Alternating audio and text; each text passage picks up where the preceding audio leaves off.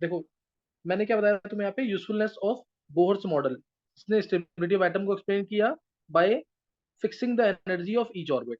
दूसरा पॉइंट, इसने line spectra दिया था हाइड्रोजन एटम। लाइन स्पेक्ट्रा दिया इसने हाइड्रोजन एटम को, जिसमें एक इलेक्ट्रॉन सिस्टम है। वन इलेक्ट्रॉन सिस्टम का इसने लाइन स्पेक्ट्रा एक्सप्लेन कर दिया था। अब इसकी लिमिटेशंस थी बहुत सारी। सही ना, इसकी लिमिटेशन बहुत सारी थी। जैसे पहली लिमिटेशन, इसने spectra of multi electron atoms explain नहीं किया। फर्स्ट क्या है, इसने spectra of multi multi electron atom, multi electron atom, जैसे सोडियम का स्पेक्ट्रा, पोटेशियम का स्पेक्ट्रा, इस तरीके से जिसमें मल्टी इलेक्ट्रॉन्स हैं उनका स्पेक्ट्रा ये एक्सप्लेन नहीं कर पाया था। Could not explain the spectra of multi electron atoms, है ना, मल्टी इलेक्ट्रॉन एटम्स वाले का स्पेक्ट्रा एक्सप्लेन नहीं कर पाया। दूसरा, three dimensional model of atom explain नहीं कर पाया। Three dimensional, three D model of atom, three dimensional model of atom,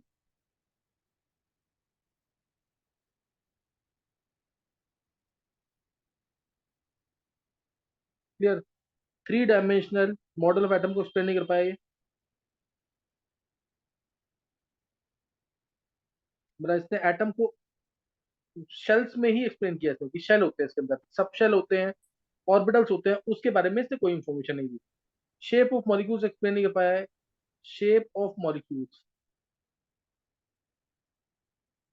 है ना, इसको एक्सप्लेन नहीं कर पाया। नेक्स्ट, स्प्लिटिंग ऑफ लाइंस, जैसे कोई भी अगर मैं सोर्स है, उसको मैं अगर रखता हूँ, ध्यान देना, split could not explain splitting of lines in the magnetic field and electric field. कोई स्पेक्ट्रल लाइन अगर जा रही है मैग्नेटिक फील्ड में, ये मैग्नेटिक फील्ड है सपोज, यहाँ पे कोई स्पेक्ट्रल लाइन गई, यहाँ पे कोई स्पेक्ट्रल लाइन गई तो स्प्लिट हो जाती है बहुत सारी लाइंस में। कुड नॉट एक्सप्लेन, ये मैग्नेटिक फील्ड है, मैग्नेटिक फील्ड में कोई स्पेक्ट्रल लाइन गई अगर, स्पेक्ट्रल लाइन, तो वो स्प्लिट हो जाती है बहुत सारी लाइंस के अंदर। तो इसके बारे में कोई इन्फॉर्मेशन नहीं दी। ये पेपर में डिफरेंस आता है, what is the difference between Stark effect. Stark effect क्या होता है, splitting of spectral line in the electric field, splitting of spectral line in the electric field, ये स्टार्क इफेक्ट है। और ये जो मैग्नेटिक फील्ड में लाइन स्प्लिट हो रही है, जो मैग्नेटिक फील्ड में लाइन स्प्लिट हो रही है, वो क्या है, जीमैन इफेक्ट। जीमैन इफेक्ट, ये Stark effect. Splitting of spectral line in the magnetic field is called as Zeeman effect. Splitting of spectral line in the electric field is called as star effect. ये याद करें ना, 1 mark में पूछते हैं। Differentiate between Zeeman effect and star effect. Splitting of spectral line in the electric field is called as star effect, and splitting of spectral line in the magnetic field is called as star effect. ये split हो रही है line, ये actual में represent कर रही है subshell और ऑर्बिटल्स को। ये एक स्पेक्ट्रल लाइन है, जैसे ही मैग्नेटिक फील्ड में गई स्प्लिट हो रही है इसमें डिफरेंट लाइंस में। ये एक्चुअल में सबशेल और ऑर्बिटल्स को रिप्रेजेंट कर रही है, सही ना। This splitting shows that each subshell has a number of orbitals. हर एक सबशेल के पास क्या होते हैं, ऑर्बिटल्स होते हैं, और उनकी डिफरेंट ओरिएंटेशंस होती हैं। ये जो स्प्लिटिंग है एक्चुअल में इसको रिजेंबल कर रही है। अभी तक जो बताया है इसमें सबसे इंपॉर्टेंट ये है, difference between Zeeman effect and Stark effect. Limitations direct भी पूछ सकते हैं, वो तुम 3-4 लिख सकते हो। ये मैंने जो तुम्हें बताया, स्टार्क इफेक्ट और जीमैन इफेक्ट में डिफरेंस। कोई भी स्पेक्ट्रल लाइन है, अगर वो मैग्नेटिक फील्ड में जाएगी तो स्प्लिट हो जाएगी, ये जीमैन इफेक्ट है। इलेक्ट्रिक फील्ड में जाएगी तो भी स्प्लिट हो जाएगी, ये स्टार्क इफेक्ट है। ये क्या है, स्टार्क इफेक्ट। फिर इसने जो मोस्ट इंपॉर्टेंट है, इसने de Broglie's concept of dual nature explain नहीं किया। ये चलना है आगे टॉपिक है ना, डी ब्रोगलीज कंसेप्ट। अभी न्यूमेरिकल चलेंगे कुछ टाइम आप।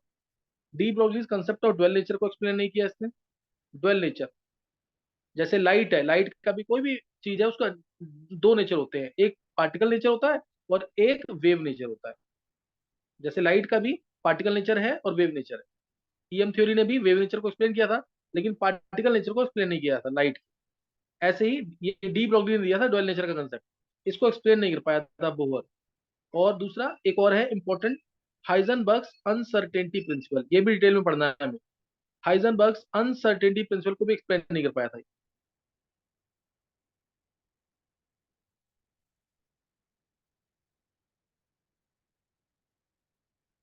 सही ना, हाइजेनबर्ग्स अनसर्टेनिटी प्रिंसिपल और D Broglie's concept of dual nature, इसको एक्सप्लेन नहीं कर पाया, इसको एक्सप्लेन नहीं कर पाया था, सही ना।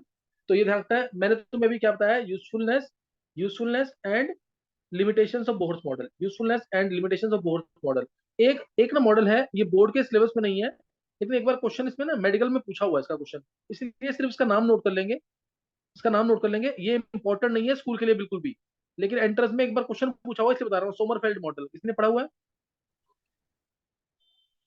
इसको कह सकते हैं extension of Bohr's model, Sommerfeld model, extension of Bohr's model. इसने जो सोमरफेल्ड था इसने एलिप्टिकल ऑर्बिट्स का कंसेप्ट दिया था। इसने बोला था जो इलेक्ट्रॉन्स हैं, दे revolve around elliptical orbits, electrons revolve around elliptical orbits. Electrons कैसे रिवॉल्व करेंगे, around elliptical orbits, circular orbits में नहीं, एलिप्टिकल ऑर्बिट्स में रिवॉल्व करते हैं। अगर मान लो टोटल पाथ है एन, यानी टोटल शेल मान लेना, टोटल पाथ एन है, अभी मैं तुमसे क्वेश्चन पूछूंगा तो तुम नहीं बता पाओगे। मैंने बोला फोर्थ शेल में ध्यान देना, फोर्थ शेल में कितने इलेक्ट्रिकल ऑर्बिट्स होंगे, कोई बता सकता है क्या, फोर्थ शेल में कितने इलेक्ट्रिकल ऑर्बिट्स होंगे, ये ऐसा क्वेश्चन आएगा बस इसका, बताओ कितने होंगे।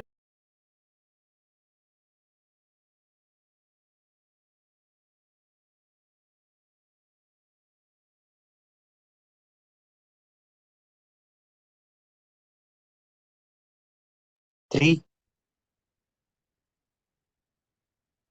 ये चित्राक्ष, किसने, चित्राक्ष ने बोला आंसर। Yes sir. हाँ चित्राक्ष बिल्कुल सही है। तो अब ये यही यही क्वेश्चन आना है जहां तक इसी चीज का, electrons revolve around elliptical orbits, total path अगर एन है, टोटल पाथ एन है, तो एलिप्टिकल ऑर्बिट्स होंगे n-1, तो n-1 होंगे, सही है ना।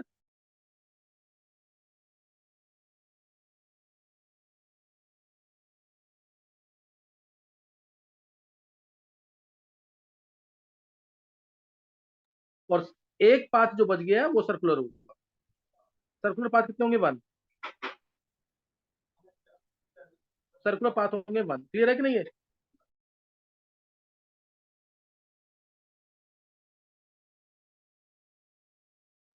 Yes sir.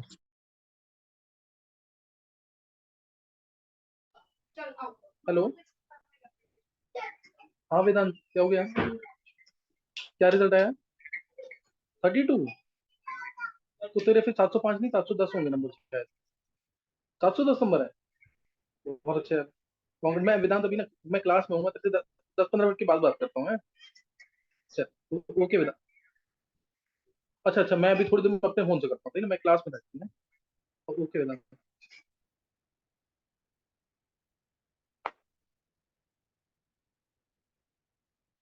हाँ ये चीज चेक कर लिए क्या,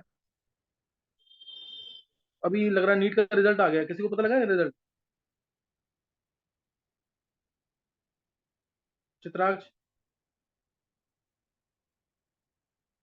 यस सर। नीट का रिजल्ट पता लगा किसी का क्या? अभी आया नीट का रिजल्ट, और उसके मैंने बताया था वेदांत के, उसके 710 मार्क्स हैं आउट ऑफ 720, और 32 रैंक है ऑल ओवर इंडिया। चलो कुछ नहीं होता, अभी तो ये वाली चीज पता लग गई ना, तो ये ऐसे ही क्वेश्चन आएगा कि एन शेल है, अगर एन शेल, तो उसमें कितने सर्कुलर ऑर्बिट्स होंगे, एन शेल के अंदर कितने सर्कुलर ऑर्बिट्स होंगे, कितने इलेक्ट्रिकल ऑर्बिट्स होंगे, बताओ। एन शेल के अंदर कितने सर्कुलर ऑर्बिट्स, कितने इलेक्ट्रिकल ऑर्बिट्स। 3 एक सर्कुलर होगा और 3 एपिकल एप्टिकल होंगे। 3 होंगे इलेक्ट्रिकल ऑर्बिट्स और एक होगा सर्कुलर, ये बात समझ आ गई, इतना करना है तुम्हें सोमरफेल्ड मॉडल में, और कुछ नहीं करना, यही क्वेश्चन आएगा इसके अंदर आता है क्वेश्चन, कोर्स बोर्ड के सिलेबस में नहीं है, वैसे है कोर्स, हमारे कोर्स क्लियर है कि नहीं है। Yes sir. चलो ये ध्यान रखना इसके अंदर, सही है। नेक्स्ट अब है, ये मैंने बता दिया। अच्छा, कल मैंने तुम्हें कुछ डेरिवेशंस नहीं कराई थी, याद है ना, कुछ डेरिवेशन नहीं हुई थी फॉर्मूले की, मैंने फॉर्मूले बताए थे लेकिन डेरिवेशन नहीं कराई थी, तो वो डेरिवेशन देख लेते हैं एक बार आज, सही ना, वो डेरिवेशन देख लेते हैं एक बार। डेरिवेशन जो है पहले, जैसे एनर्जी के लिए, मान लो कोई भी इलेक्ट्रॉन है वो कैसे रिवॉल्व करता है, around circular orbit. Circular orbit में रिवॉल्व करता है वो इलेक्ट्रॉन, जो कैसे रिवॉल्व करेगा, अराउंड सर्कुलर ऑर्बिट। और इलेक्ट्रॉन और इस न्यूक्लियस के अंदर फोर्स होगा, फोर्स ऑफ अट्रैक्शन जो होगा वो होगा इलेक्ट्रोस्टैटिक फोर्स। तो इलेक्ट्रोस्टैटिक फोर्स को क्लियर, फोर्स इलेक्ट्रोस्टैटिक, इसको इक्वल कर देना, इसको इक्वल कर देना सेंट्रीपिटल फोर्स के, सेंट्रीपिटल फोर्स के। तो जब दोनों को इक्वल कर देंगे तो क्या आएगा, इलेक्ट्रोस्टैटिक फोर्स क्या होता है, K Q one Q two by R square, K Q one Q two by R square. और सेंटीमीटर फोर्स क्या होगा, M V square by R, M V square by R, ये होगा सेंटीमीटर फोर्स। आर से R cancel हो जाएगा, और यहाँ से ये सारे टर्म्स मैं तुम्हें पहले एक्सप्लेन कर चुका हूँ। ये सारे टर्म्स एक्सप्लेन किया ना कि फोर इलेक्ट्रोस्टैटिक फोर्स क्या होता है, सेंटीमीटर फोर्स क्या है, इलेक्ट्रिक फोर्स क्या है, और उसके अलावा मैग्नेटिक फोर्स क्या है, याद है ना। Yes sir. तो यहाँ से क्या आ जाएगा, ये सब एक्सप्लेन किया हुआ पहले। तो यहाँ से एम वी स्क्वायर आ गया ना, यहाँ पे एक चीज तो दिमाग में रख लो, हाफ एम वी स्क्वायर, अगर मैं यहाँ पे बाय टू कर दूं, यहाँ हाफ कर दूं, यहाँ हाफ कर दूं, तो ये हाफ एम वी स्क्वायर क्या बन जाएगा, kinetic energy. Half M V square क्या आ गया, K Q one Q two by R. Half M V square क्या आ जाएगा, K Q one Q two by two R. आ गया कि नहीं ये काइनेटिक एनर्जी, समझ आ गया कि नहीं फॉर्मूला। Yes Yes. ये काइनेटिक एनर्जी का फॉर्मूला आ गया, सही ना। अब यहाँ पे दूसरी चीज नोट करेंगे, ये हटा रहा हूं मैं हाफ, यहाँ पे ये आ गया एम वी स्क्वायर।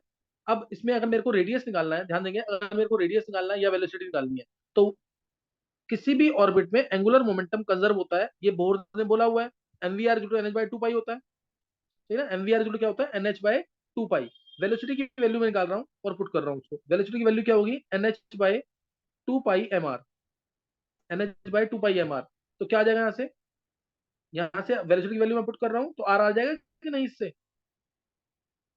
देखो आर क्या है, K Q one Q two by M V square है कि नहीं ये।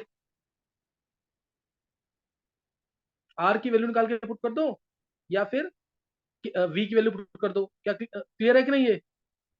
एम वी आर जो N H by two pi है ना, वी आ गया N H by two pi M R, इसको पुट कर देंगे तो क्या आ जाएगा। और क्यू वन क्या होगा, क्यू वन क्या होगा, जेड इंटू ई, न्यूक्लियस पे चार्ज।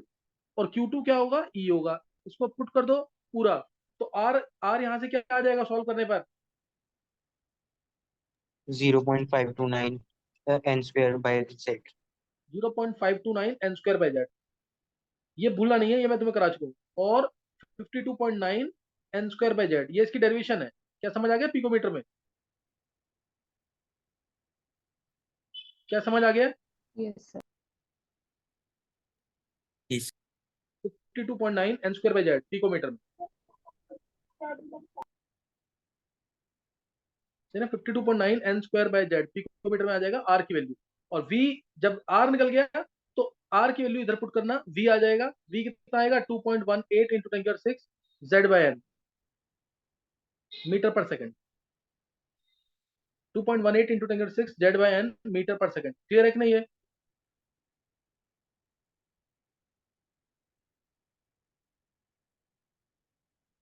क्लियर है कि नहीं है। Yes sir.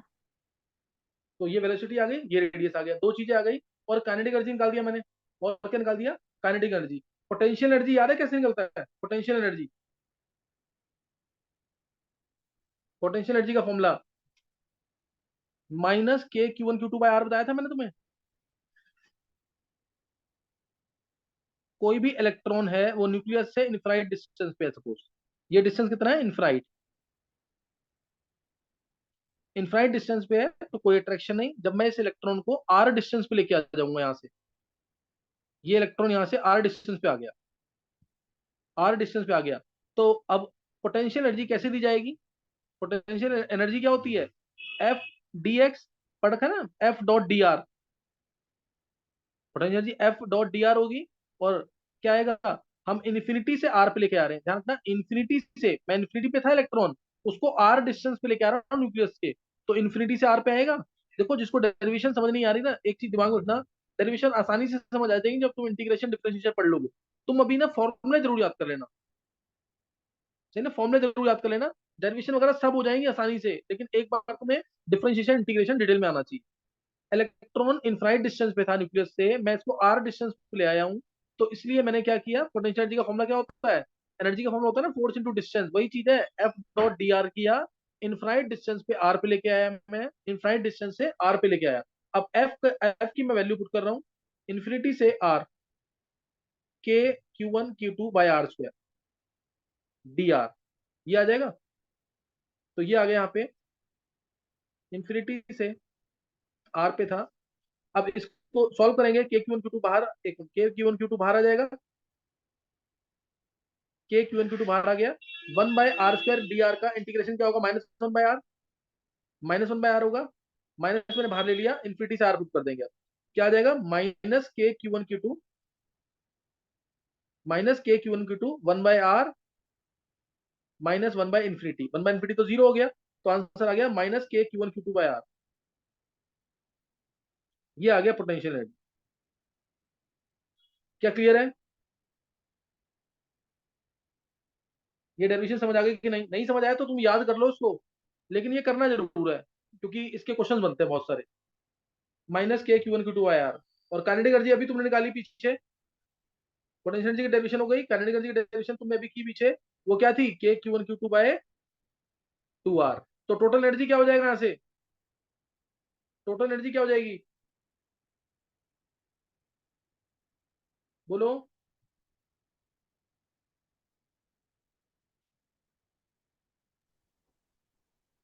टोटल एनर्जी कितनी हो जाएगी। -a Q1 Q2/2r। हाँ, तो अब यहां से ध्यान रखना, ये तीनों डेरिवेशन बता दी एनर्जी की। जो इलेक्ट्रॉन रिवॉल्व करता है किसी भी ऑर्बिट में, तो जो एनर्जी जब मैं देता हूं तो उसकी टोटल एनर्जी होती है, वो उसकी टोटल एनर्जी होती है, ये याद रखना। न्यूक्लियस से दूर जाओगे, न्यूक्लियस से दूर जाओगे तो टोटल एनर्जी और पोटेंशियल एनर्जी बढ़ेंगी दोनों कि नहीं, न्यूक्लियस से दूर जाएंगे तो टोटल एनर्जी पोटेंशियल एनर्जी बढ़ती है और काइनेटिक एनर्जी कम होती है, और काइनेटिक एनर्जी क्या होती है, कम होती है। आर बढ़ेगा, अगर ये आर बढ़ेगा तो पोटेंशियल एनर्जी क्या होगी, या टोटल एनर्जी क्या होगी आर बढ़ने पर, माइनस का साइन लगा हुआ है, बोलो क्या होंगी, Chitraksh. Potential energy sir.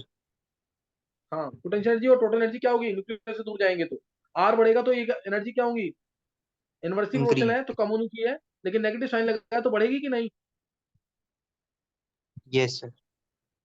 Potential energy और टोटल एनर्जी जब हम न्यूक्लियस से दूर जाते हैं, as we go away from the nucleus, then potential energy and total energy will increase but kinetic energy will decrease. ये लाइन क्लियर हो गई कि नहीं, ऑब्जेक्टिव का क्वेश्चन है ये।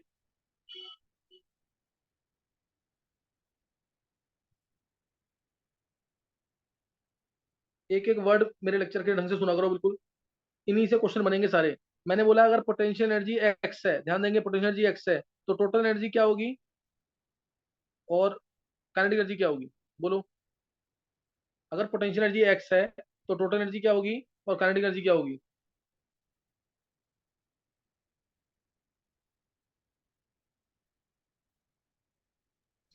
टोटल एनर्जी जब होगी x/, और काइनेटिक एनर्जी एनर्जी होगी -x/2। ये क्लियर है ना सबको, हालांकि ये साइन मेरे को उल्टा देना चाहिए था, पोटेंशियल एनर्जी को -x देना चाहिए था, ताकि ये -x/2 आए और ये +x/2। क्लियर है कि नहीं, ये नहीं समझ आया। Yes, sir.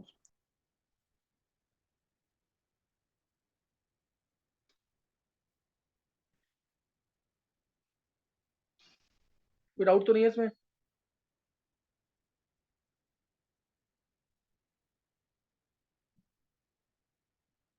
ये चीज समझ आ गई कि नहीं सबको। Yes sir. तो इसको भूलना नहीं है, इसको बिल्कुल भूलना नहीं है।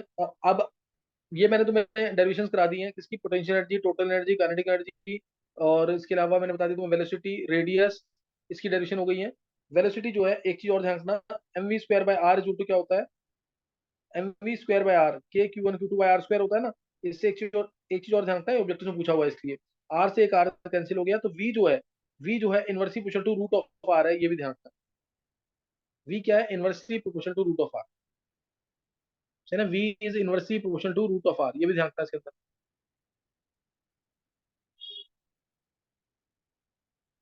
क्लियर है कि नहीं।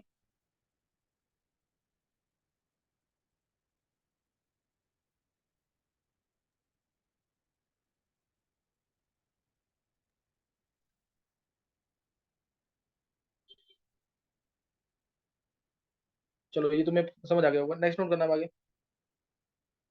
नेक्स्ट नोट करना है, मैं हिंट दे रहा हूँ थोड़ा सा स्पेक्ट्रम के बारे में। ठीक है, हिंट दे रहा हूँ स्पेक्ट्रम के बारे में। स्पेक्ट्रम कभी भी अगर मैं वर्ड यूज करता हूँ तो तुम्हारे दिमाग में इमीडिएटली, मैंने तुम्हें कहा ना स्पेक्ट्रम का मीनिंग पहले क्लियर होना चाहिए। रेनबो वगैरह, ये रेनबो क्या है? एक स्पेक्ट्रम है, ये आ जाना चाहिए दिमाग में। सही है ना? रेनबो वगैरह क्या है? स्पेक्ट्रम। तो अब मैंने अगर बोला तुम्हें, इसके अंदर जो टर्म्स मैं यूज करूंगा वो टर्म होगी स्पेक्ट्रोस्कोप। एक तो स्पेक्ट्रोस्कोप या स्पेक्ट्रोग्राफ क्या होता है?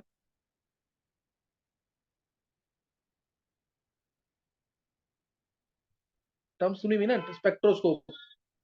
जैसे माइक्रोस्कोप, टेलीस्कोप, ये सुने हुए ना टर्म्स। स्पेक्ट्रोग्राफ या स्पेक्ट्रोस्कोप क्या होगा? ये भी एक इंस्ट्रूमेंट होगा कि नहीं? ये भी एक इंस्ट्रूमेंट होगा कि नहीं? Yes, sir. ये तो instrument which is use to separate radiations of different wavelength, instrument which is used to separate radiations of different wavelengths is called as spectroscope. Instrument which is used to separate radiations of different wavelengths is called as spectroscope. Instrument which is used to separate radiations of different wavelengths is called as spectroscope. अब spectrum जो है, spectrum ये दो तरीके का है। एक है एमिशन स्पेक्ट्रम, एक एमिशन स्पेक्ट्रम है, और एक है एब्जॉर्प्शन स्पेक्ट्रम। एमिशन स्पेक्ट्रम कब होगा? जब इलेक्ट्रॉन किसी शेल में नीचे से ऊपर जाएगा कि ऊपर से नीचे आएगा?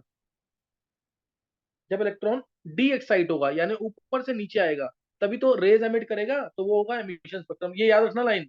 अगर इलेक्ट्रॉन ऊपर से नीचे आ रहा है, अगर इलेक्ट्रॉन एक्साइटेड स्टेट में है और ऊपर से नीचे आ रहा है तो उसे बोलेंगे एमिशन स्पेक्ट्रम, और अगर नीचे से ऊपर जा रहा है तो क्या बोलेंगे? Absorption spectrum. क्लियर है कि नहीं है? क्लियर है कि नहीं है? ये इंपॉर्टेंट लाइन है, समझ आ गई कि नहीं? एमिशन स्पेक्ट्रम कब होगा? जब इलेक्ट्रॉन डी एक्साइट हो रहा है यानी ऊपर वाले शेल से नीचे आ रहा है, हायर एक्साइटेड स्टेट पे है, वहां से नीचे आ रहा है तो एमिशन स्पेक्ट्रम। नीचे से ऊपर जा रहा है जब हम गर्म कर रहे हैं उसको, तो ऊपर जाएगा इलेक्ट्रॉन तो होगा एब्जॉर्प्शन स्पेक्ट्रम। क्या क्लियर है ये?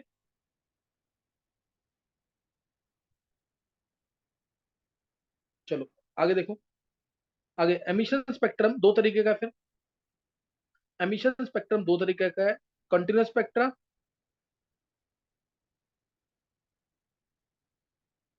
और दूसरा line spectra. Continuous spectra, line spectra, line और एटॉमिक स्पेक्ट्रा भी कह सकते हैं। ये क्लासिफिकेशन है, ये ध्यान रखना तुम्हें। कंटिन्यूस स्पेक्ट्रा, लाइन स्पेक्ट्रा और एटॉमिक स्पेक्ट्रा, लाइन स्पेक्ट्रा और एटॉमिक स्पेक्ट्रा। अब कंटिन्यूस स्पेक्ट्रा, कंटिन्यूस स्पेक्ट्रा देखो। जो जो मैंने तुम्हें स्पेक्ट्रोस्कोप बताया ऊपर या स्पेक्ट्रोग्राफ बताया, इसके अंदर दो चीजें मैं यूज करूंगा। एक यूज करूंगा मैं प्रिज्म, और एक यूज करूंगा डिफ्लेक्शन प्लेट। एक प्रिज्म यूज करेंगे और एक डिफ्लेक्शन प्लेट। डिफ्लेक्शन प्लेट पे जो भी रेज आएंगी उसको रिसीव करेंगे। तो अब मैं तुम्हें बता रहा हूँ पहले कंटिन्यूस स्पेक्ट्रा। कंटिन्यूस स्पेक्ट्रा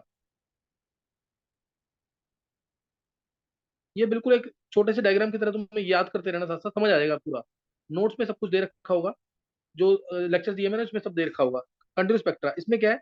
जैसे व्हाइट लाइट किसी भी सोर्स से, व्हाइट लाइट जो है किसी भी सोर्स से सन से या किसी रॉड से या बल्ब से, ये आई यहाँ पे, ये व्हाइट लाइट आ रही है, स्लिट्स से पास कर रहे हैं, ये स्लिट्स लगा रखे हैं, स्लिट्स, ताकि व्हाइट लाइट प्रिज्म पे आ सके डायरेक्टली।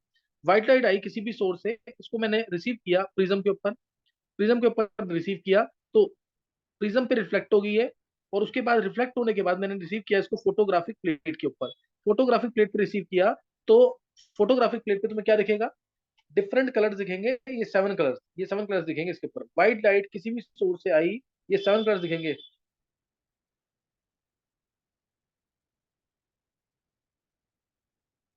ये इस तरीके से, ये हो गया ना? ये विबग्योर, VIBGYOR,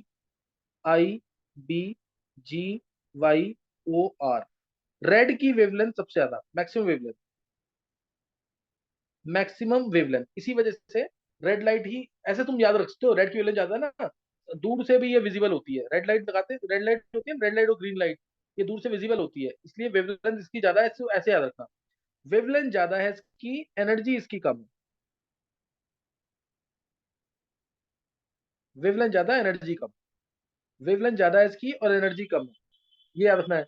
ये तुम्हें व्हाइट लाइट जब रिफ्लेक्ट होके आएगी डिफ्रैक्शन प्लेट के ऊपर, फोटोग्राफिक प्लेट के ऊपर, डिफ्रैक्शन प्लेट के ऊपर या फोटोग्राफिक प्लेट के ऊपर, तो तुम्हें ये 7 कलर्स दिखेंगे। और ये 7 कलर्स इतने कॉन्टिन्यूस होंगे कि एक दूसरे के अंदर मर्ज करेंगे। ये 7 कलर्स इतने कंटिन्यूस होंगे कि एक दूसरे के अंदर मर्ज करेंगे। जैसे ये येलो कलर है यहाँ पर, ये येलो कलर है ना, ये येलो कलर ऊपर ग्रीन है, येलो खत्म नहीं होगा और ग्रीन स्टार्ट हो जाएगा, कुछ ऐसे।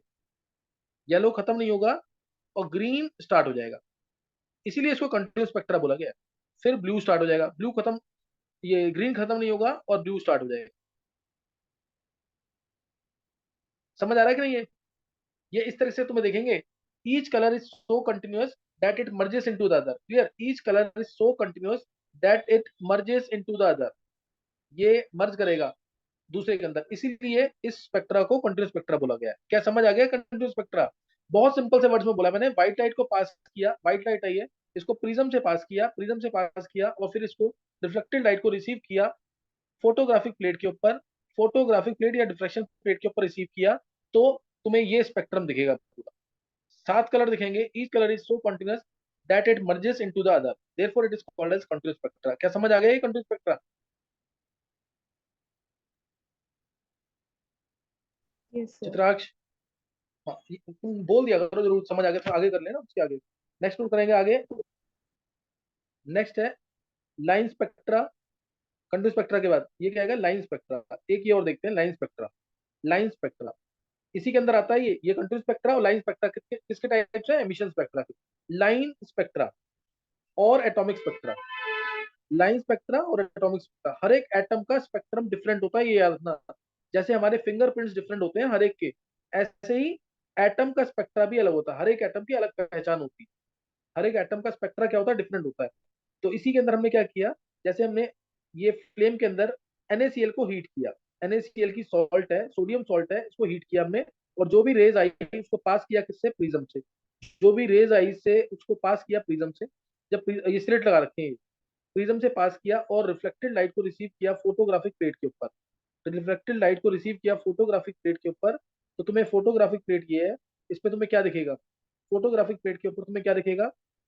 ये 2 लाइन दिखेंगी यहाँ पे, ये पास पास करने के बाद यहाँ पे ये 2 लाइन दिखेंगी, 2 ब्राइट येलो लाइन्स दिखेंगी। इस पे दिखेंगी 2 ब्राइट येलो लाइन्स। सही ना? इसके ऊपर क्या दिखेंगी? 2 ब्राइट, एक येलो। ये पूरा का पूरा डार्क है, पूरा का पूरा ब्लैक होगा, ये पूरा अंधेरा होगा। इसके अंदर 2 चमकती हुई येलो कलर की लाइन्स दिखेंगी। एक 5890 के एंगस्ट्रॉम पे होगी और दूसरी 5896 एंगस्ट्रॉम पे होगी। ये सोडियम सॉल्ट के केस में हुआ है। ये सोडियम सॉल्ट के केस में हुआ है। अगर KCl होता तो कलर डिफरेंट आता। KCl होता, जैसे अगर सोडियम सॉल्ट है तो ये हुआ, तुम याद रखोगे इसको, lithium, sodium, potassium, rubidium, caesium. Colour याद रख लेंगे। क्रिम्सन इसका कलर है, क्रिम्सन यानी डीप रेड, इसका येलो, इसका पेल वायलेट, वायलेट और ब्लू। ये कलर याद रखने हैं इनके। CYPVB, CYPVB, ये कलर याद कर लेना। CYPVB कुछ अग्निमोनिक है इसका, जैसे चलो यार, बताया मैंने। क्रिम्सन है ये, डार्क रेड, येलो, पेल वायलेट, वायलेट और ब्लू। क्लियर हुआ कि नहीं? अब नहीं क्लियर हुआ? क्रिम्सन, येलो, पेल वायलेट, वायलेट, ब्लू। तुम्हें दिख रहा है सोडियम के केस में येलो कलर आया ना, 2 येलो कलर, 2 येलो लाइंस आई ब्राइट कलर की। पूरा अंधेरा है इसके अंदर, पूरा अंधेरा है, और लेकिन सिर्फ येलो कलर की लाइट दिख रही है। पूरा अंधेरा है इसमें और सिर्फ येलो कलर की लाइट दिख रही है। क्लियर है कि नहीं? है यस सर। क्लियर हुआ कि नहीं है? तो ये ध्यान रखना। अब जैसे अगर लिथियम होता तो रेड कलर, पोटेशियम होता वायलेट कलर, रुबिडियम में भी वायलेट कलर, सीजियम के अंदर ब्लू कलर, सीजियम के अंदर ब्लू कलर। क्लियर हुआ कि नहीं है? Yes sir. Yes, sir. तो ये तुम्हें ध्यान रखना, क्रिम्सन, येलो, पेल वायलेट, वायलेट, ब्लू। निमोनिक करना है तो चलो, सी से चलो याद कर लो, चलो यार, PVR की जगह PV बार कर दे। ठीक है ना? इसे याद करना, इसे याद कर लो, नहीं तो डायरेक्ट याद करो CYPVB। क्रिम्सन, येलो, पेल वायलेट, वायलेट, ब्लू, ये कलर याद कर लेना। और अगर बेरिलियम वाला ग्रुप होता, beryllium, magnesium, calcium, strontium, barium, radium, तो इस केस में बेरिलियम, मैग्नीशियम तो कलर इंपार्ट नहीं करते हैं। इसमें RCGC, red, crimson, green, crimson, ये कलर याद कर लेना, इंपॉर्टेंट कलर है। Red crimson green crimson, red calcium के केस में red crimson green crimson, red crimson green crimson. Red कौन सा है? Brick red. बेरियम का एप्पल ग्रीन, बेरियम का Apple green, brick red, Apple green, brick red और Apple green, यही word आएंगे ध्यान रखना इसका। और सोडियम के केस में आता है गोल्डन येलो, सबसे इंपॉर्टेंट सोडियम है, सोडियम के केस में गोल्डन येलो वर्ड लिखा होगा, सोडियम के केस में गोल्डन येलो, कैल्शियम के केस में ब्रिक रेड, बेरियम के केस में एप्पल ग्रीन। ये याद रखना, यही टर्म्स यूज होती है ऑब्जेक्टिव्स के अंदर कि इस कंपाउंड, जो कंपाउंड है फ्लेम में हीट करते हैं तो एप्पल ग्रीन कलर आता है। इससे पता लग जाएगा तुम्हें कि बेरियम का कंपाउंड है, कोई भी होता है BaCl2 BaO, कोई भी होता है, लेकिन ये पता लग जाएगा तुम्हें कि ये बेरियम का कंपाउंड है। गर्म करने पर एप्पल ग्रीन कलर अगर आ रहा है, गर्म करने पर ब्रिक रेड आ रहा है तो कैल्शियम का कंपाउंड है, कोई भी होता है। CaOCl2 CaCl2 CaO, इस तरीके से। क्या लाइन स्पेक्ट्रा समझ आ गया है? Yes, sir. तो ये भी मैंने दो बताए स्पेक्ट्रा, कंटिन्यूस और लाइन स्पेक्ट्रा, जरूर कर लेना। इसमें हमने किया क्या है, सोडियम सॉल्ट को गर्म किया, रेज जो आई उसको एमिट किया, जो एमिट, इसको एमिट किया, इसको रिफ्लेक्ट किया ये प्रिज्म के थ्रू, तो दो गोल्डन येलो कलर लाइंस दिखेंगी सेपरेटेड बाय डार्क स्पेसेस 5890 5896। यानी एमिशन स्पेक्ट्रा जो है वो कंटिन्यूस भी हो सकता है, वो कंटिन्यूस भी हो सकता है और डिसकंटिन्यूस भी हो सकता है। हर एक एटम का लाइन स्पेक्ट्रा डिफरेंट होता है, एटॉमिक स्पेक्ट्रा, हर एक एटम का स्पेक्ट्रा जो है डिफरेंट होता है, जैसे फिंगरप्रिंट ऑफ एटम्स होते हैं उस टाइप से। तुम ये कर लेना जरूर, इसको यहाँ पे रिवाइज कर लेना। कल ऑर्गेनिक का बैच स्टार्ट होगा, फर्स्ट डे है कल। नोट्स बनाने बहुत प्रॉपर थिक कॉपी लेके आनी है सबको, बहुत अच्छे अच्छे नोट्स बनाने हैं क्योंकि बहुत बहुत ज्यादा इंपॉर्टेंट टॉपिक है। और इसके जैसे मैंने बताया 4-5 टॉपिक है जो कवर करने हैं, IUPAC, GOC, isomerase, reaction mechanism और रिड्यूसिंग ऑक्सीडाइजिंग एजेंट्स। टाइम लगेगा इसमें, बहुत थिक कॉपी बनाना।